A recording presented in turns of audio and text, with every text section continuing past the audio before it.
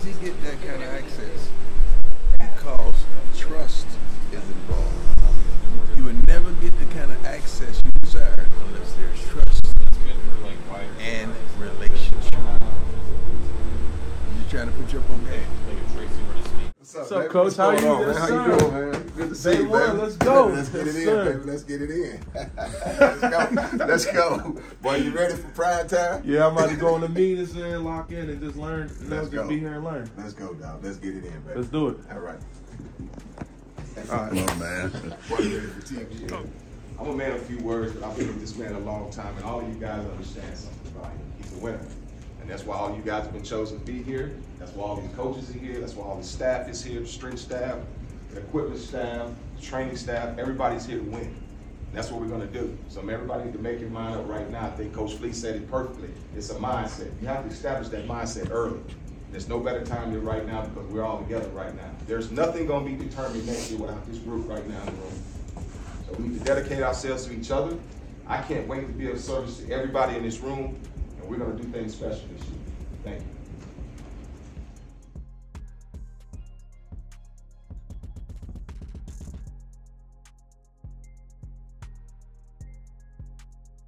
Go give these guys what they expected. They're going to challenge you with man-to-man coverage. I already got the word on the street. They're going to play man-to-man coverage. When they do that, make sure you're disciplined in your release techniques and you discipline with your eyes on the catch point. Everybody understand? Guys, this is an opportunity for us to climb the chart. You know what I'm talking about. Let's make sure that we take advantage of this opportunity because you never know how many of these opportunities you're going to get. All right, Coach Jason Phillips.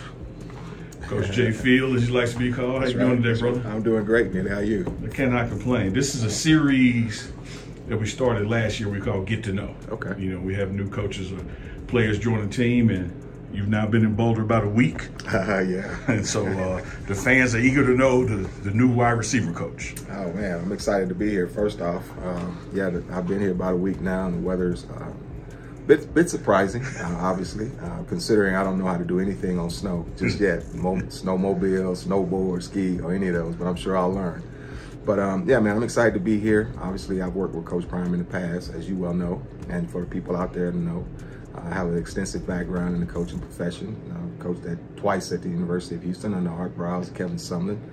Ventured out to Kansas for a year, Oregon State for a year, Baylor for a year. So as you can see, the profession, you kind of bounce around a lot. Just past couple years ago, 2 years ago, I was in the CFL with Hamilton Tiger Cats. So spent a year out in Canada in another country. That was a pleasure, a joy. Obviously, the first opportunity to work with real professional in the professional league. I mean, I've done some internships in the National Football League, but nothing extensive. So it was great. I had a great time, and but I'm glad to be back in the country and the United States. I'm glad to be here in Boulder and take this to another level and make sure that I'm a part of what's going to happen here in the future.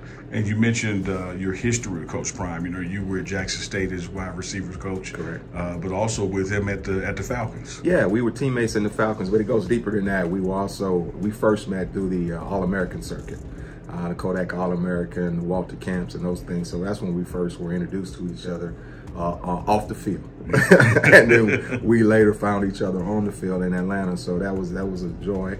It was a pleasure. It was definitely a challenge every day working with this man. Obviously one of the greatest to ever play the game. But he'll tell you, and I'll tell you here while we're here, you know, it was definitely a learning experience for me, just seeing how talented he was and elevating my game, so to speak. So I was excited.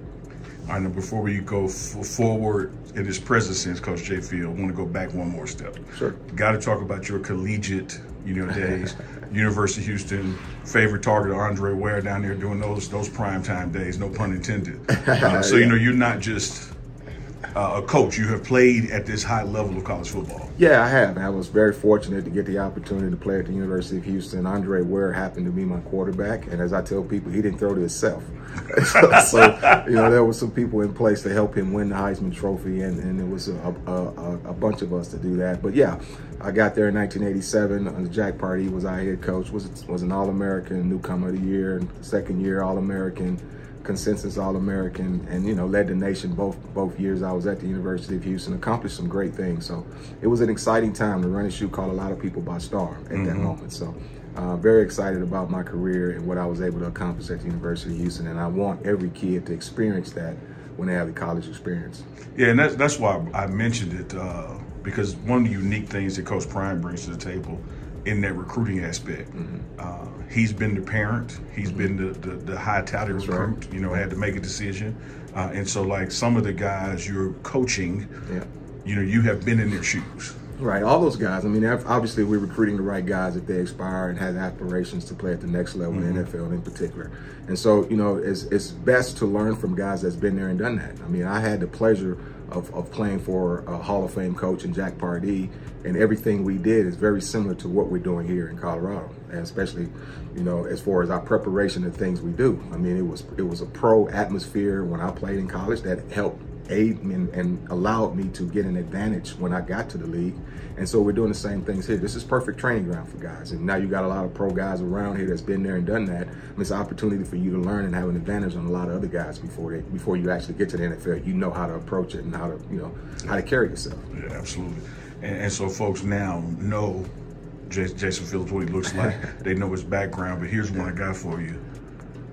What does a Jason Phillips coach receiver unit look like? How will fans know, like, hey man, that guy, he's been on Jason Phillips? Like, what does it look like? Well, the thing that I talk to those guys mostly about is physicality. I mean, physicality is not just putting hands on people. I mean, it's the way we carry ourselves, the way we attack defenders, the way we attack coverages, the way we run our routes, the way we walk on the field. I mean, you're going to know there's something different about those guys, and defenses will know that as well, particularly secondary guys. I mean, that's one of the things. We're going to be very disciplined, we're going to be sound, and we're going to be physical. And that's one of the things that, I mean, a lot of people, you know, they don't see physicality when they see me. Obviously, my structure doesn't, you know, but my mentality is such that it's a physical mentality. We will play the game the way it's supposed to be played. We're going to play football.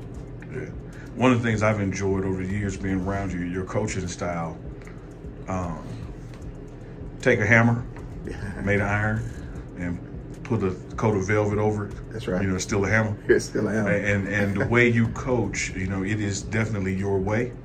But I've seen you on the sideline ask the player what they're seeing too. Right. Like it's never so your way sternly that you're not receptive to what they're seeing and feeling in the course of the game. Correct. I mean, it's a trust thing. I mean, obviously I can prepare him for what I anticipate him seeing, and he can prepare himself for what he may anticipate him seeing, but you never know until you actually get on the field. And every player will tell you this, once you get to game day, there's always some niche or something new that they've created, and you just got to be able to communicate that. And that's the first thing I want to know. Is it what we talked about all week, or are they doing something different? And if they are doing anything different, let's talk about how we can defeat that or how we can attack that. So yeah, I need feedback, and I want those guys to be able to give me feedback by how they prepare on their own, and then how we prepare in meetings. Sure. We're at that phase of the season where we're in the building, but there's not direct coaching taking place. We're not preparing yet. The guys are kind of finding their way around, getting the strength and conditioning going, that kind of thing. Right. But you get the eyeball testing. Correct. I know you've been watching film, and as you transition here, do you like what you see in your room as far as that eyeball test? I love what I see, and quite honestly, I think the recruiting department here and Ray and those guys have done a tremendous job of bringing in talent. You know, again, you know, the first opportunity I had to meet with those guys a couple of days ago, I just let them know that we're all extremely talented, and there's some talent in this room, but that's potential. And to me, potential don't mean anything because we hadn't done anything. So, I mean, I'm excited about the potential, but until we get on the field and see reality, I'd just rather wait on the reality part of it. Yeah, I love it. I love it.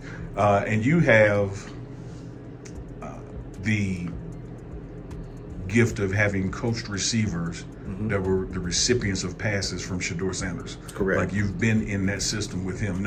You know what he looks for in his receivers. Talk Correct. About that dynamic of knowing the quarterback and coaching the receivers based on that knowledge. Well, I can only speak to it because we had the relationship, excuse me, I had the relationship with Andre Ware, and I want these guys to understand if you don't have a relationship with the quarterback, it's going to be hard for you guys to have any kind of continuity and consistency on the field. And so one of the things I did when I first got here was sit down with Shedeur and get a feel for what he likes, what he doesn't like, what he's seen as a receiving core last year, what are the things he thinks they need to work on. And so we need to implement what he likes, because if he likes it, we're going to love it. Absolutely. Man, one time I interviewed you at Jackson State, and I was giving you the stats from the week.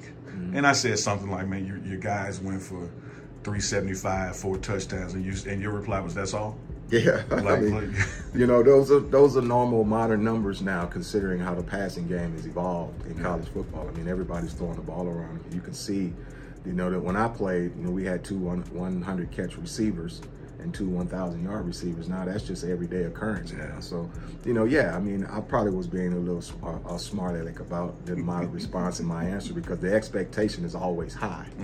You know, so I expect more of what we actually do. And so we can continue to put numbers up like that. I mean, those are great numbers, but I always think that those guys can give us a little bit more. And finally, Coach, when you transition through this winter into the spring, the way college football works now, this is not the roster. You know, we still got to go through spring ball. There'll be some transitions before we get to fall camp, if you will. Correct.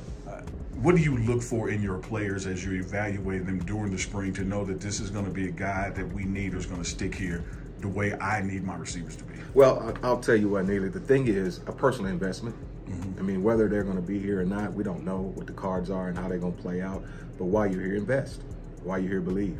You know, I am. I'm going to invest in you, and I'm going to believe in you until something changes. So until that happens, you know, I just look for those guys to be committed and invested in what we're doing here.